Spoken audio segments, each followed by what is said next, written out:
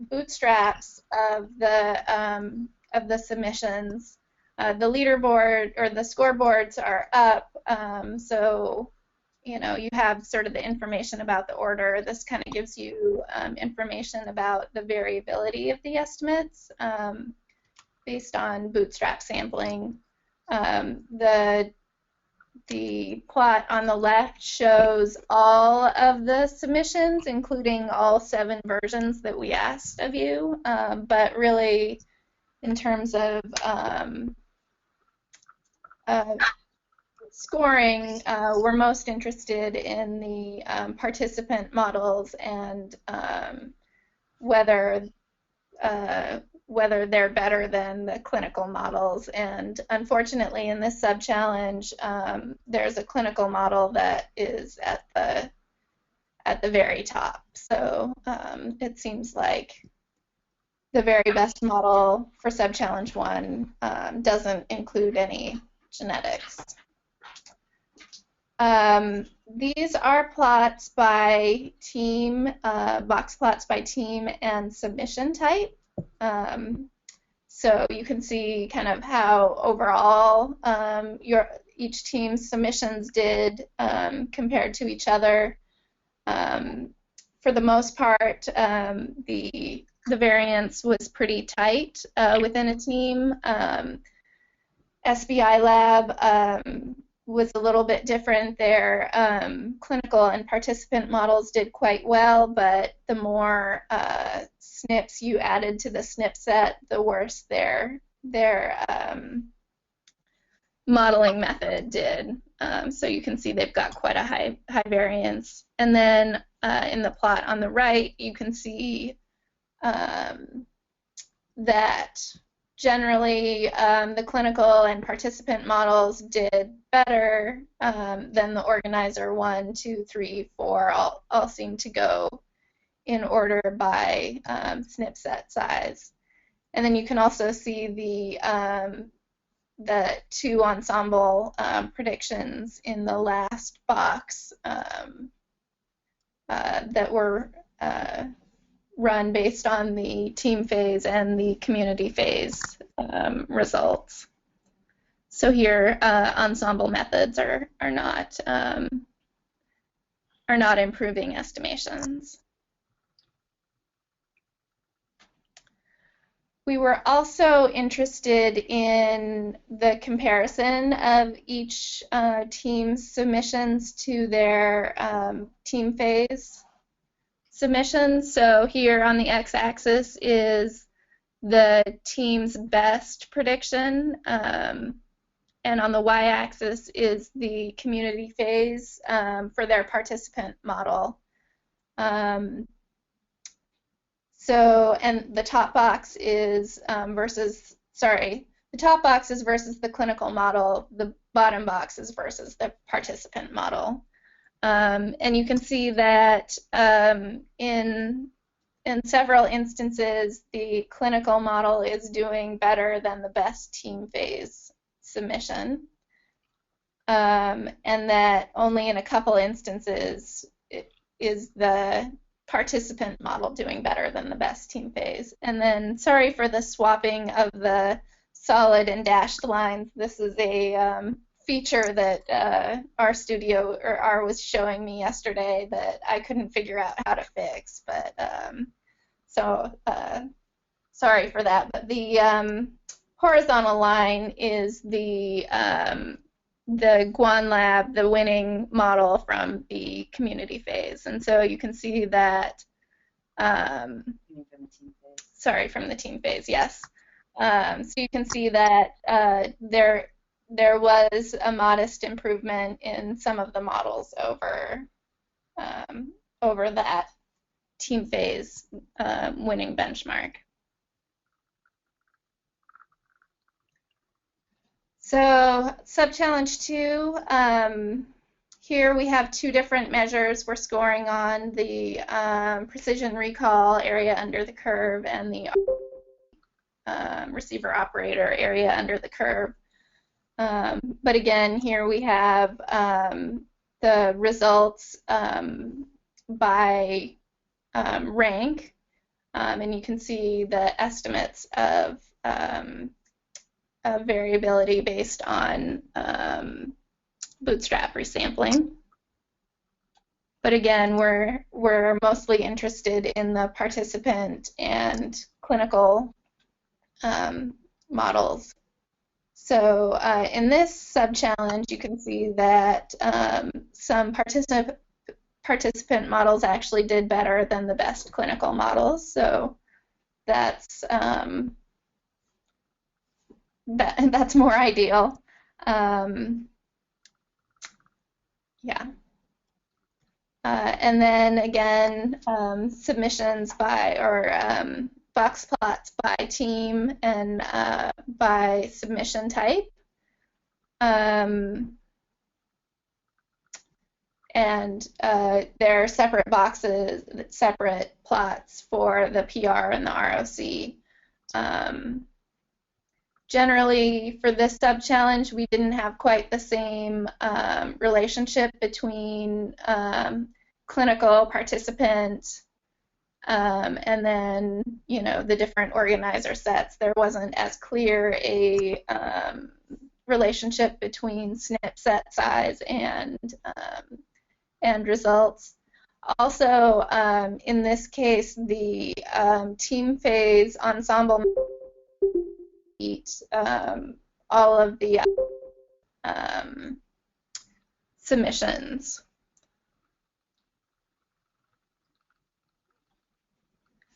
And again, here we only had 4 teams that submitted to both the team phase and the community phase. So there are fewer teams. A couple of the teams didn't submit to sub-challenge 2 during the team phase, and we only had 7 teams. One team did not submit during the during either, so there are fewer points on this plot. But again, you can see how well the teams did relative to their team phase best, as well as the horizontal line, which was the benchmark for the winning team phase team, which here actually no one beat. Oh, and I guess that's the end of my slides. So those are the analyses that we've done to date.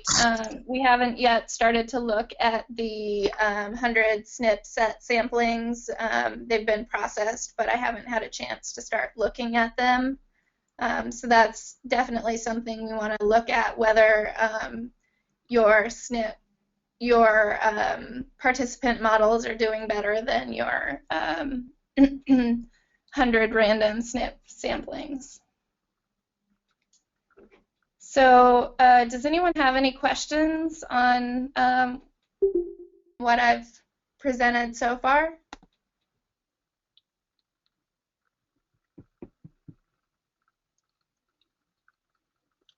If you're talking, you're on mute. I don't see a lot of people on mute, so I assume that means that that people just aren't talking. Are there suggestions of other analyses you'd like to see? Yeah, so I'd love to go around the room to make sure that we hear from all of the teams, and I guess we'd be interested in your thoughts on what we've just shown, and you know, which includes if you have any of other analyses that we should be doing, and a general reflection on the community phase experience in terms of how did it help you, or did it help you with your modeling efforts in this group. So I think we have representation from 7 of the teams now, and so I guess rather than immediately put anybody on a team on the spot, I'm going to put Gustavo on the spot. I'm going to ask him to go first, and then I'll go down this list I've made. We'll start with Daniel from Outliers, then Victor, Javier, Matthias, and then Lou, Tao, and Juan. So Gustavo, would you start the conversation? Yes, thank you very much for putting me on the spot. No, it's a great analysis. Thank you, guys. I have a suggestion or suggestion/question and a general comment.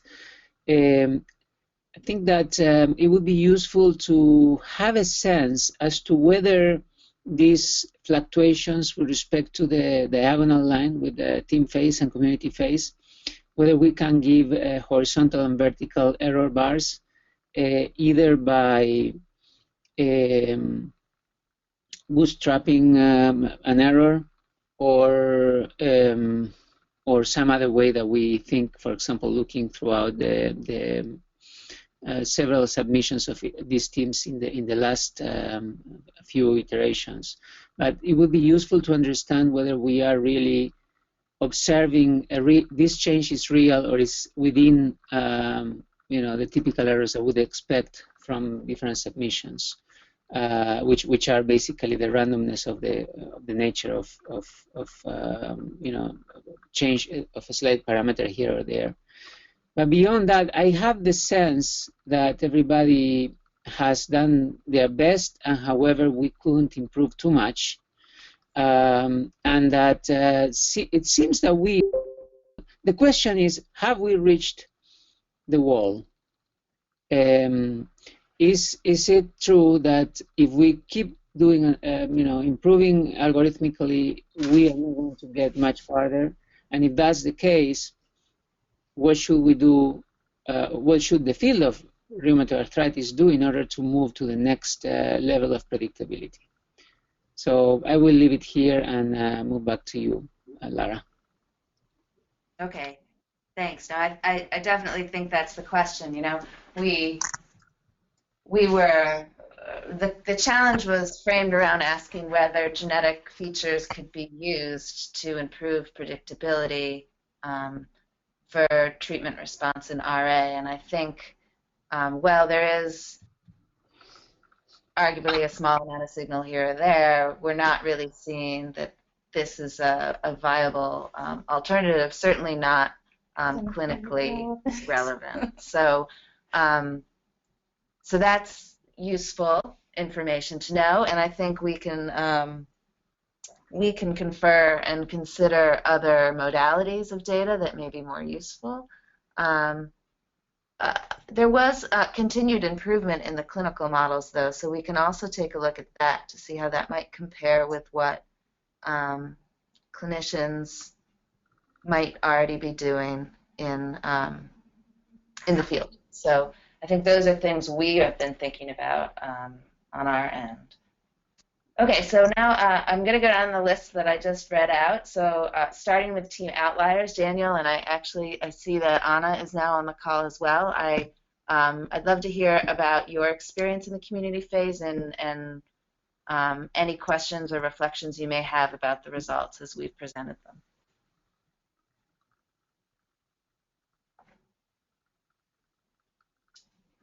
Looks like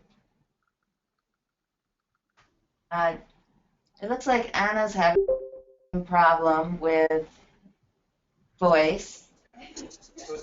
Oh, there she is, Anna. Yes, hi. Hi.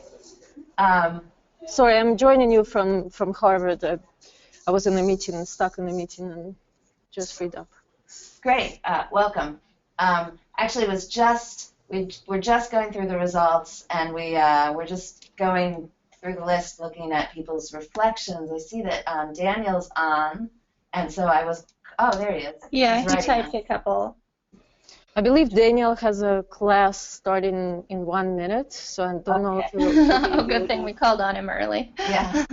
So he is writing us. I think you can all see these if you're at a computer, but he's saying that I know I'd asked whether the community phase had been useful, and he's saying that you all were able to try a lot more complex models, but that they performed worse on your internal cross-validations. Given this, it doesn't seem like there'll be any possibility of improving modeling with the data at hand, which is reasonable.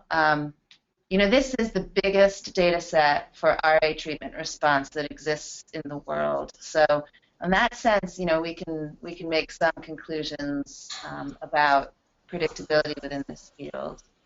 So there's always the question of sample size, and certainly with more samples, there may be something more to see, but it doesn't really exist. And at that point, will you find anything that's clinically relevant? That's right. So if our goal is to actually build something that's clinically relevant, it seems like even given a larger sample size, we're not going to meet that bar. Yeah. So Anna, one point, if I may say something, that is we still need to do the question, the experiment of giving 10 or 20 cases to clinicians and see whether our clinical best is better in some sense than what the clinicians could do, because all these exercises actually showed us that we can do some predictions, even though the prediction may not be earth-shattering in the sense that most of the information comes from the baseline DAS. I think that if we can, Lara, you were alluding to this, if we can show that this is getting more consistent information from the baseline DAS to predict the response, and do that, in a way that is drug-specific, I think that this will have been a great and successful challenge. If that is not the case, then we have a negative result. Mm-hmm. So I have a question. I was just talking to Sumya here at Harvard, and I was wondering. So he seems to also think that, given that it's a crowdsourcing effort and that so many models have been tried on this data, yes, we cannot prove conclusively that no, there is no genetic signal, but it is a strong result that the best models out there are clinically based, and that this result is a kind of a big result that should be known to people and should be of interest, and is probably of interest in the rheumatoid arthritis community. So in that sense, it's not just that it is clinically, that we've maybe come up with clinically more relevant models, but also that the fact that the absence of the genetic component in the best performing models is a very strong message for the community, that the community is will be interested in it. Yeah, I agree. That's a great way to message it. And I think that not only will the rheumatoid arthritis community be interested in that, but I think that the pharmacogenomics community in general is struggling with these questions. And there's been a lot of interest from other pharmacogenomics groups and whether we could be doing similar efforts with their disease and treatment. And I think this will be very useful for them as well. Good. But so, now we are going to be answering the question that will come from some people that we don't have a sufficiently large number of, the cohort is not sufficiently large to determine heritability or genetic statistical power. I mean, I don't think that's the case, but that criticism will be there, right? Yeah, so I think that the way we can frame that is using the original heritability estimates that Eli performed on this analysis. And so he looked at the analysis and the data and using the current standard said that there was estimated heritability in response, and it was on the order of 20 to 25%. And but so it was highly variable depending on which drug as well. It ranged from 0 to like 60% depending on the drug. So we should take a closer look at that. So I feel like the question here then was, well, okay, if there's estimated heritability in the data, then does that turn into an ability to actually use that information, that genetic information, to predict response? And so if we frame it that way, then I think we are comparing apples to apples a little bit better in terms of saying, you know, there's heritability within this data set, but given that heritability, they're still not predicted. these results. So that could be the message. I would like to emphasize the fact that what Anna just said. You know, when we run Dream challenges, one of the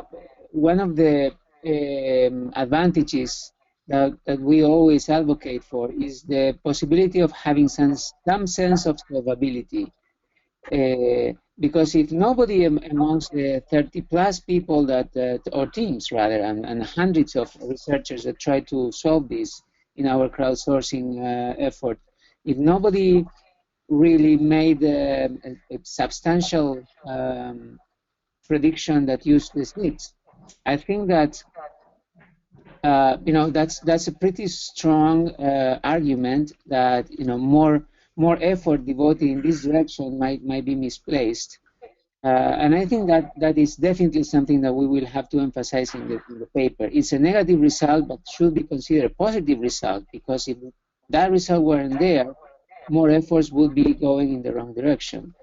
And the positive side of it, I think, is that if we can show that the clinical is really better than what doctors do. And remember, we spoke with the head of rheumatology at Mount Sinai recently, and he said that right now there is no, you know, everybody uses the standard of care. They don't think too much of whether the person is going to be or not responding. But if we can say that someone is very likely not going to respond, you can spare this person 2 or 3 months of pain trying to do something else and not anti-TNF medication. So I think that it could be a very important result, and we should definitely try to test this with the doctors in our network. Yeah, I think that was exactly the rationale behind the sub-challenge too, was to say, okay, you know, it's great to look at predictability across the spectrum, but what is really clinically relevant is, can we identify non-responders? So yes, we should test this with the clinicians within our project. We have one of them represented on the line here, Dimitrios, who is from the Corona project, is here on the line. And so I wonder if I could put you on the spot and ask you, you're coming at this completely from a different place than all of these analysts are coming at this. And so I wonder, the level of predictability here, what your thoughts are. Is it impressive? Is it disappointing? Can you envision a way that this might help clinically?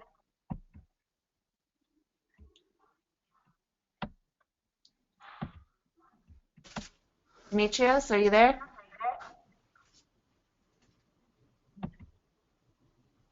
Well, all right. We'll ask him offline then, and we'll pass that on to the rest of you. So we've got a panel of clinicians who are involved in the development of this project, and so we will pass this by all of them and see what their reflections may be, and how your predictions may compare to what they would have anticipated given the clinical information to start. Okay, so I'd like to go through all of the other groups, and I'm going to go in the following order: Victor, Javier, Matthias, Lou, Tao, and then either Van or Wang Feng from the Guan Lab, whoever wants to respond. And then we'll end with Gaurav, who built the ensemble method. Yeah, so Lara, before we start the discussion, this is Gaurav. Can I make a finer point than what you've, building on what you guys have been discussing? Remember, there are two prediction problems here, and we are observing different results for the two problems. So it is important to, I'm not particularly sure how the question 2 predicted variable is obtained from question 1 predicted variable, and if there is any relationship between the two.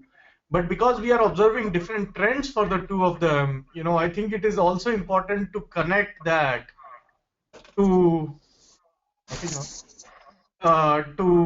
what we are observing and what is clinically relevant, because at this point I'm not sure. Yeah. Sub-challenge 2 is based on the and the right, but what's the criteria You mean the called? Euler It's based criteria? on the Euler criteria, and that there's a link to what exactly that criteria is on the challenge website, so that there is total clarity between how you get from baseline and delta DAS to that response. it's a measure of flow, right? Yes. Yeah. I think the point is that if you take all the predictions from sub-challenge 1, and given that Euler and DAS28 are related, and you make, very correlated actually, if you make a cutoff and say these are non-responders, you get the same ranking as in sub-challenge 2. I think that's the question that. Yeah, I mean, how are the two related, or are the two related at all? And which of, if they are not really, in terms of the predictability, not in terms of how they're defined, but in terms of the predictability. And, a valid question is, we are doing much better on question 2 as a group. So if that is more clinically relevant, then we should push that rather than pushing question 1. Yeah, so one question I have for each of the groups is whether they separately modeled for question 1 and question 2, or whether they modeled only for question 1 and then converted that to a binary for question 2. I think that there's a mix of the two approaches across the groups. So I guess why don't we get on this list, and please answer that question as we get to you. So Victor, what were your modeling strategies? Were they separate for the two questions? So we actually only model for the first sub-challenge of when we selected the SNPs. We do it with the delta DAS as target variable. Okay. And we use it for the second sub-challenge. I'm sorry, we lost that last phrase. So we really don't fit on the second sub-challenge. We use the model we developed for the first sub-challenge. And then we just directly apply them to the second sub-challenge. We never really tried to answer the classification problem. Okay. We're having a very difficult time hearing you, but I think what you've just said was that you were doing predictions in the first challenge and then applying them to the second sub-challenge. Yes. Yeah. So there's another point I wanted to make is that the fact that there's no information in the SNP data doesn't necessarily mean that there's no genetic information that can be used. I mean, I know we don't have the data, but if we had gene expression data, for instance, maybe that would be more helpful.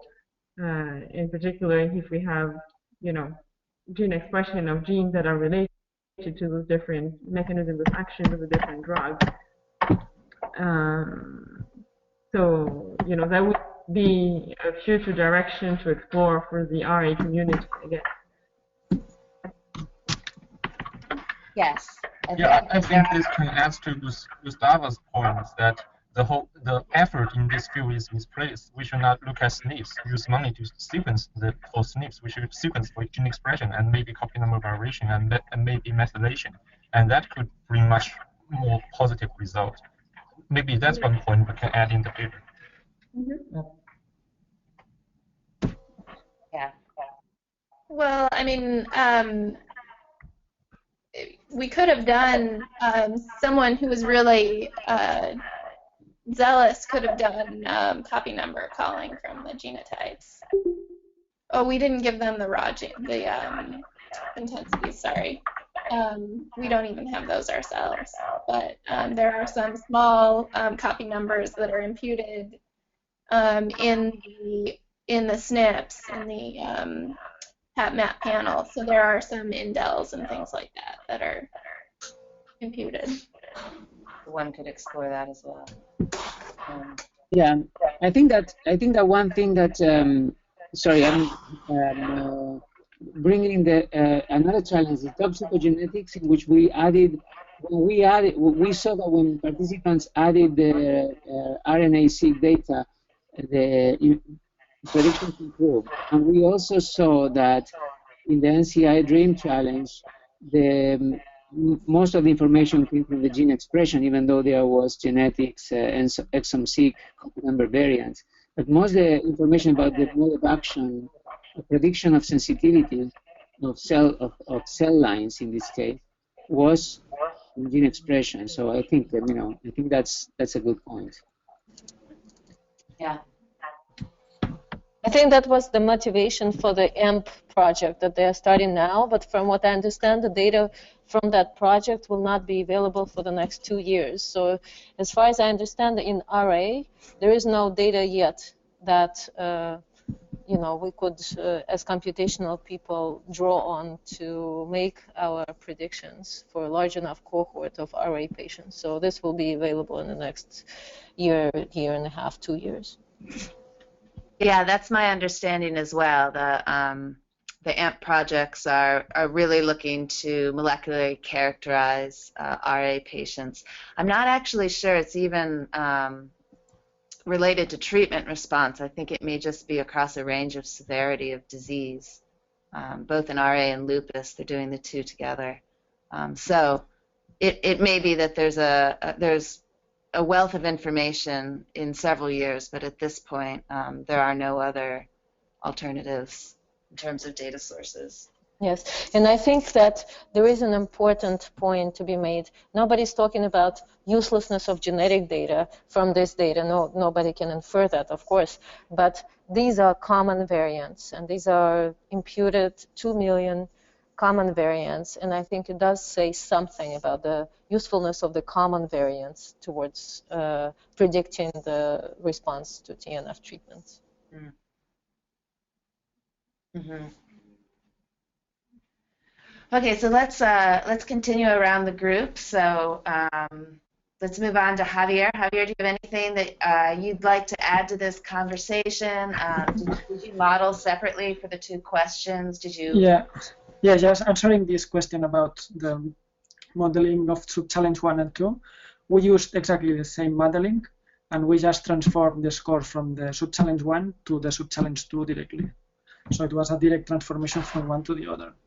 And the result is very curious because for sub-challenge 1, we had a lower score, and however, for sub-challenge 2, we had one of the top rank of the top scores.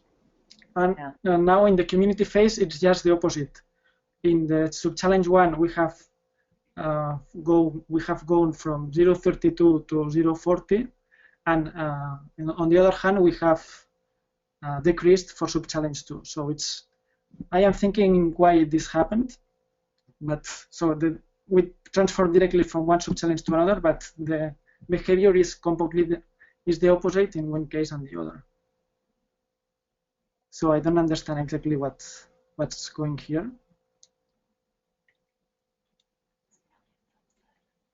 One possibility is that we are within the range of the noise of the product, not the variance of the predictability.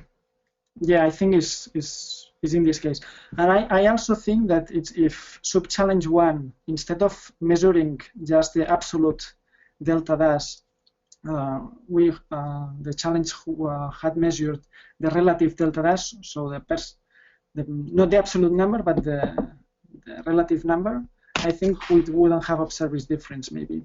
I don't know. You mean delta dash over the baseline dash? So yeah, now you are evaluating absolute delta dash. I mean, instead of evaluating this, just to evaluate the relative delta dash. So which percentage of the baseline dash, I don't know if it's, so the delta dash is the absolute number. It's final. Did you try that in cross-validation? Because we thought of that when we were designing the challenge.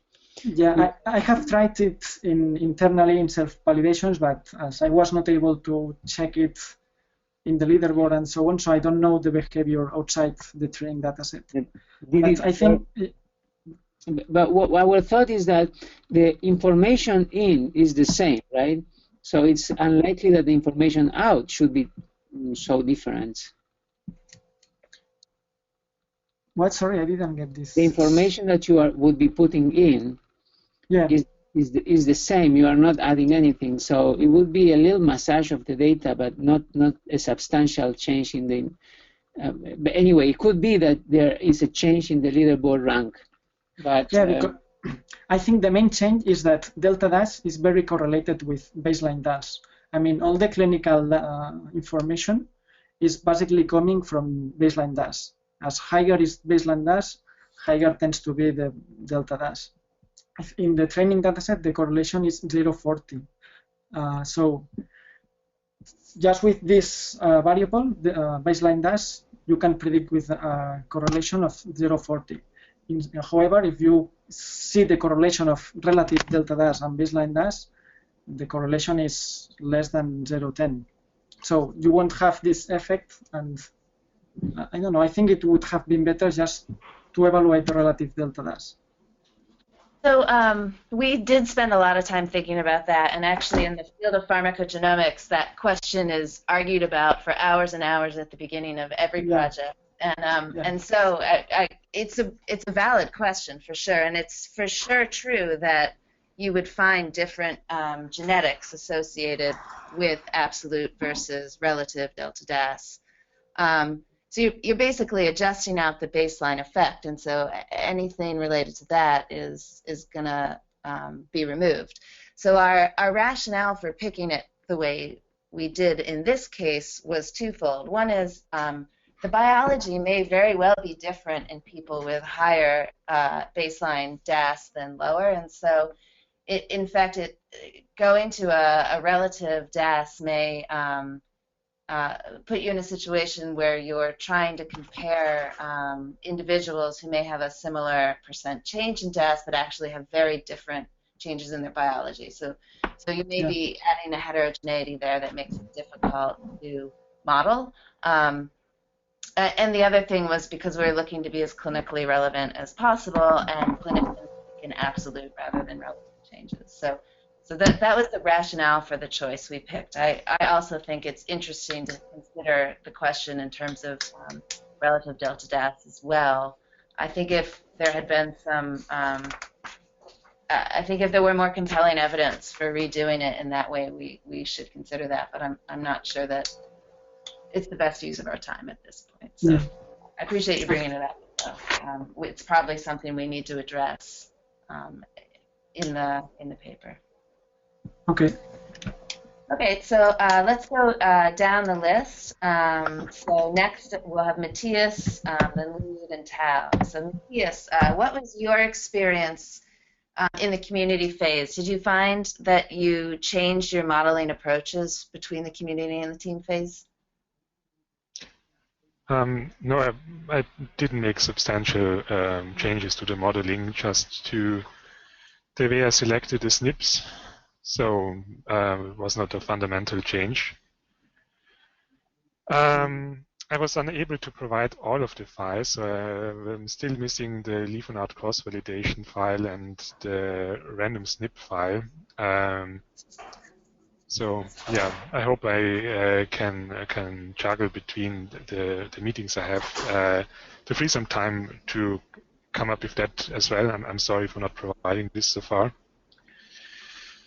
No problem. I did see you sent me a note about that today, and so we can address that offline. Absolutely. Yeah, I didn't get a chance to add your scores into the plots based on that, but we'll certainly do that for further analysis. That would warm my heart a little bit.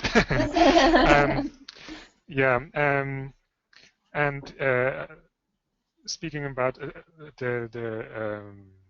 this undertaking in general, I think that at the beginning of our discussion there was a lot of talk about whether this is a negative result or maybe it's some kind of positive result.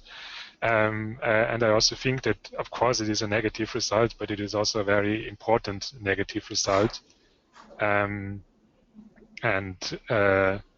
the question should not be if it was worth doing this challenge in the way it was done, but rather if it would actually make sense to do this kind of research in any other way.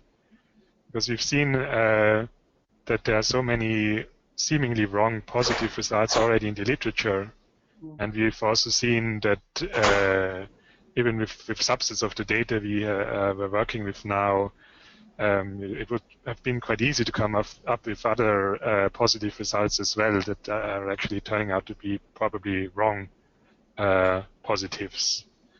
So I think rather than seeing this as a failure to come up with a positive result, it should really be seen as a very good result in terms of avoiding false positives that can be very costly down the line.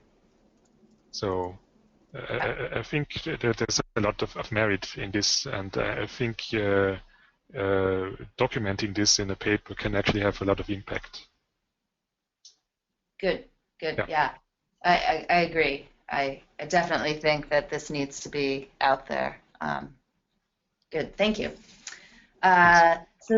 So Lou, could you tell us a little bit about your experience? Did you use different methods between the two sub-challenges, and did your methods change a lot in the team versus community phase? Hello. Yes. So we use different methods for different for different challenges. So with sub-challenge 1, we use linear mixture model, and then for the sub-challenge 2, we use kernel methods. So the results are like quite the same as the previous. So it's like a 1% difference, and it doesn't really seem to be really different. Really too much difference. So one comment I have in mind is like sub-challenge 1 and sub-challenge 2 are like two different tasks, because sub-challenge 1 are like this kind of numeric, this kind of load numbers, and it's very subjective. So the doctors input swollen joints into a formula, and then they calculate the scores. And then these numbers will be transformed to a 0, 1 value in sub-challenge 2. So for sub-challenge 1, it's like more subjective, and then I feel the noise is a bit higher. And then in sub-challenge 2, the noise is somehow averaged out, like just a feeling. And then so it may be much easier to predict. And one more thing I want to say is like maybe we can think about the extreme cases, because lots of if, for example, if we set the cutoff at in 0.5, and then there are two patients who is like 0.48 and 0.51, and then they actually didn't differ too much, but then in the actual prediction problem they are 0, 1. And then there are lots of difference. So why we just exclude the patient with medium response levels and focusing more on this extreme patient maybe, and then probably we can have more prediction power. Yeah. So that's my feeling. Yeah, so we discussed this internally as well, and there was a lot of discussion at the beginning of whether we should use non-response or, you'll notice in the files we gave you, we actually gave you a super non-response category, which is kind of the very bottom corner of that EULAR category. But we felt because it was such a small percent of the data that it wasn't as optimal for predicting for this in this challenge. But we are going to go back and look at in sub-challenge 2 how well those specifically how well those super non-responders are being predicted. Well, I think that the suggestion is in both tails of the distribution, not just the the non-responders, but also on the super responders, if you will. So in a way, what we have to do is to go parametrically the 20th, 30th, 40th, up to 50th percentile on each side. And so cleaning up the middle ground, we should see an increased predictability. And I think that was the loose point, if I didn't understand. Yeah. I don't really quite get your point, but yeah. Well, what I'm saying is, it's not just the super non-responders that we should deal with, but also on the other side, the people who are really responding. So you have to exclude, the 20th percent in the middle, the 30th percent in the middle, and then. Yeah, that's true. Yeah. Well, I think the super responders, it's not as fair a comparison, right? Because you've asked them to predict the bottom 20%, more or less. I mean, it's not exactly a linear. No, but you know what? But then if they've optimized for an 80-20 split, and now you're asking how well they're doing in the very best 10% of the data, I don't know that that's going to be particularly telling. What if we use the results from the first challenge to see if they tended to rank extremes at the extremes of prediction? But the models that were used in the first challenge, you mean the first leaderboard, the first project, or the very first submissions? Oh, okay. Well, I mean, yes, you can look at the top and bottom separately, but really those are going to be the most influential points in calculating the correlation anyway. Yeah, they're sure to do better there. But clinically, and I think this is a question for Dimitrios, if he can hear us or he can talk. But clinically, I think that there is evidence that there are some people who respond very well to TNF-alpha therapy, and that those count more or less in the 20 to 30% of the population. So we will have, we would be asking a clinically relevant question, I believe, and I think that Anna, the question that the suggestion that Solly made was about Lara, I think, using the results from the first sub-challenge to predict the second for the 30th percentile of best and worst responders. Hey, this is Dimitrios. I don't know about the others, but I have a very, very hard time understanding it. But I think you're trying to ask me a question. I think so. But anyway, so we had several questions for Dimitrios, but if you cannot hear very well, don't worry, Dimitrios. We'll get back to you at some other point.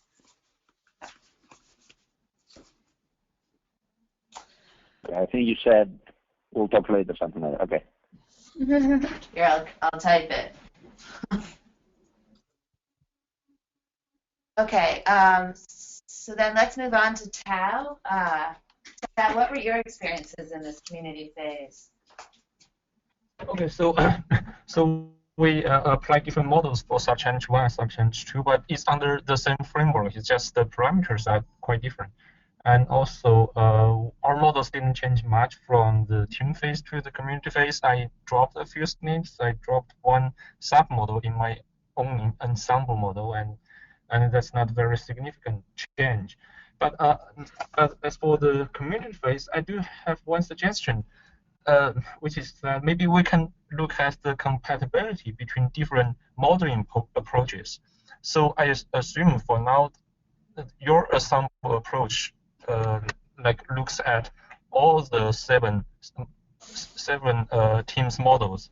But is it possible that maybe Team A's approach is not really compatible with Team B's approach? So maybe we can try pairwise ensemble models. That will be how many? 21 models, and see whether really some binary model performs much better, and whether some other combinatorial model does not perform that well. And also, so we observed quite a big difference between the subchallenge 1 and subchallenge 2. I mean, in subchallenge 2, the ensemble model is the best, but in some subchallenge 1, it seems to be the worst, maybe. So maybe this can also be explained by the compatibility between different modeling approaches. So for subchallenge 1, we are modeling a numerical response. So in modeling for that, maybe some approaches are compatible with each other, are not compatible with each other. But in subchallenge 2, we are modeling for a binary variable, and the 17th approaches may become much more compatible with each other than in subchallenge 1. So that may explain why the ensemble approach is much more better than in subchallenge 2 than in subchallenge 1. I'm not sure whether I have made myself clear or not. I think you have, and I think I'll leave it to Gaurav to address that. Yeah, so should I just explain what I did? Sure, and what your opinion has. I wasn't sure if there are other participants to go before me. But Gaurav, at this point, we're asking you to respond to Tao's comments. Okay, so here's the thing. So my final approaches that I took for question 1 and question 2 were very different, as can be seen from the very different results also. So for question 2, it turns out that a naive Bayes model with a kernel-based distribution fitting was actually the most effective, indicating that there was some level of conditional independence between all the teams. And I actually tried to quantify that with Gustavo for using some tests for independence. There is some indication for that, but it's not statistically significant. Question 1 was a lot harder. They were definitely not conditionally independent like in question 2.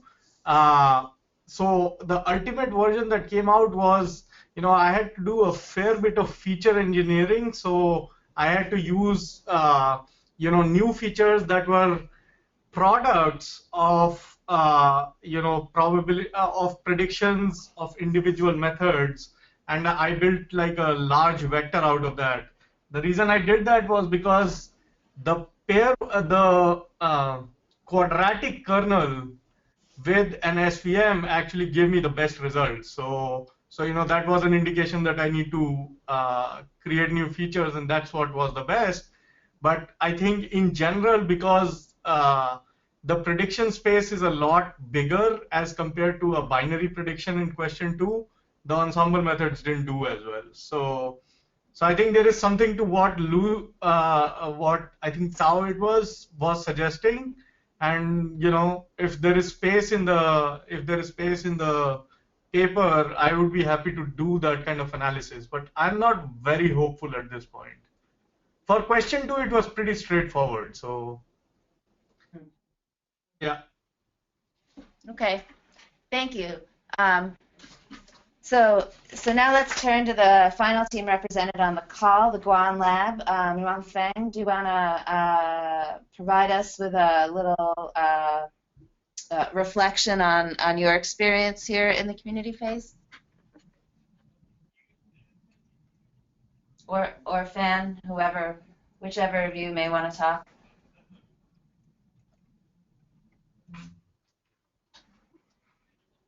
Yuan Feng, are you there? Looks like they're on there, but they're on mute. Oh, there we go. Can you hear me? Yeah, now? We can hear you now. Okay, good. So I think in our model, genetics definitely contributed something. Our genetic model was better than the clinical-only model. But on the other hand, I feel if the improvement is only 0.01, 0.02, it doesn't really worth the investment to create a genetic model.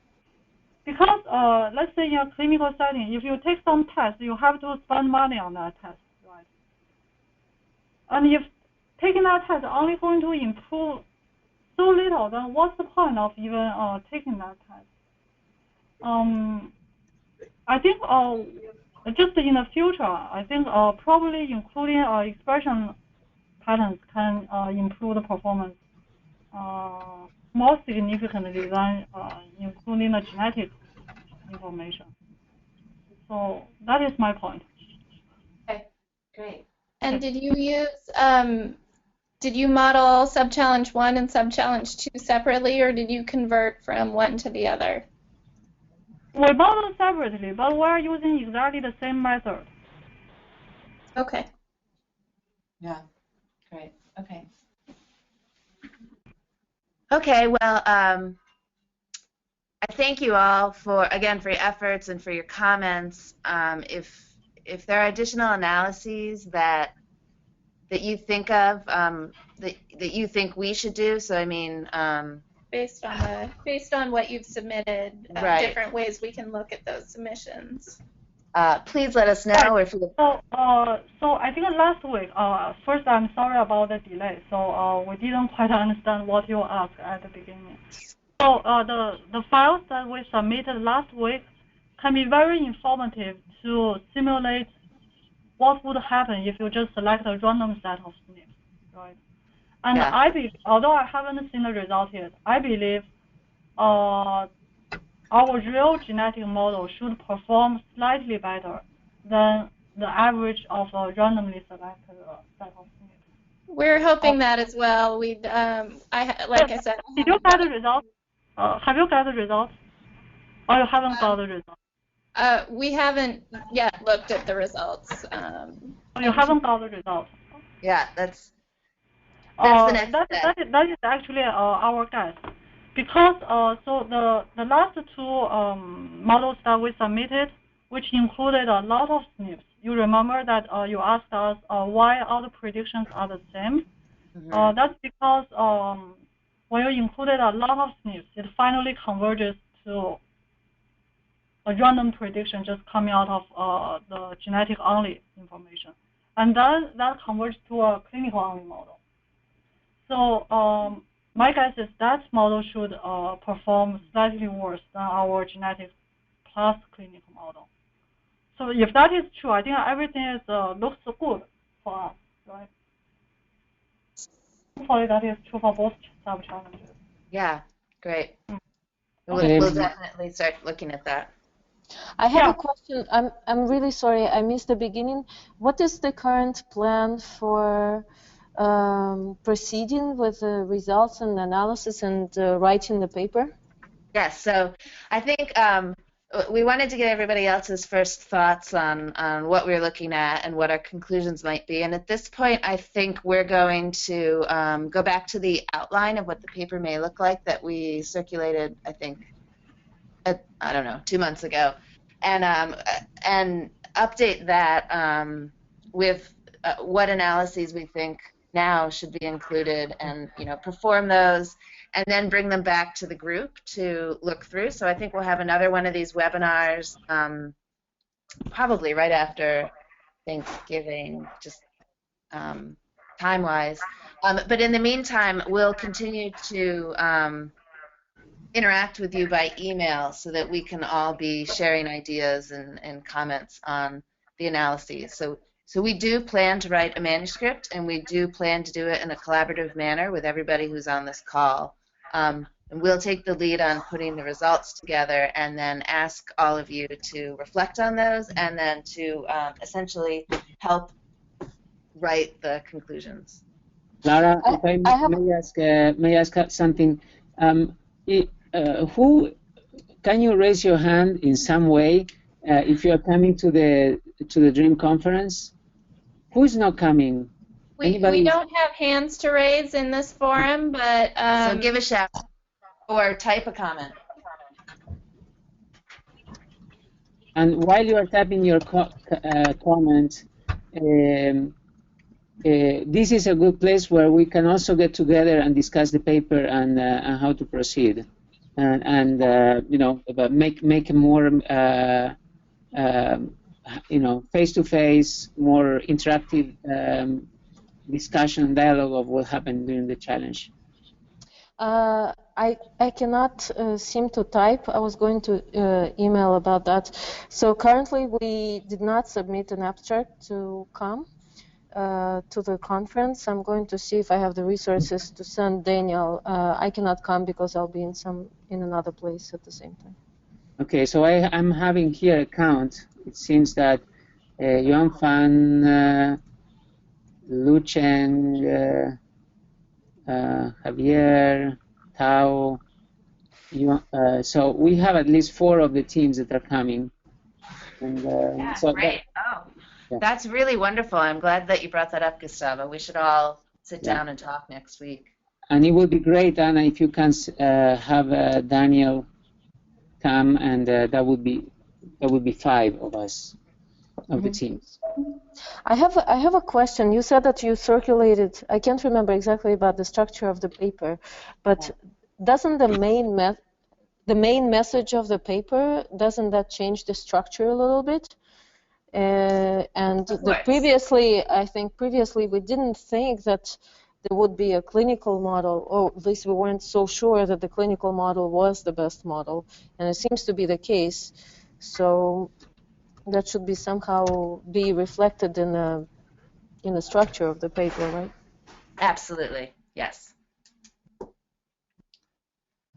Okay, so then I think the ball's back in our court to finish up the analyses that we talked about today that haven't yet been done, and to start to incorporate these into the structure of what a manuscript would look like. And once we have that, we will circulate it for comments and set up another webinar, which I think is going to be realistically not until after Thanksgiving, because the DREAM conference is next week, and then Thanksgiving is I think right around the corner after that.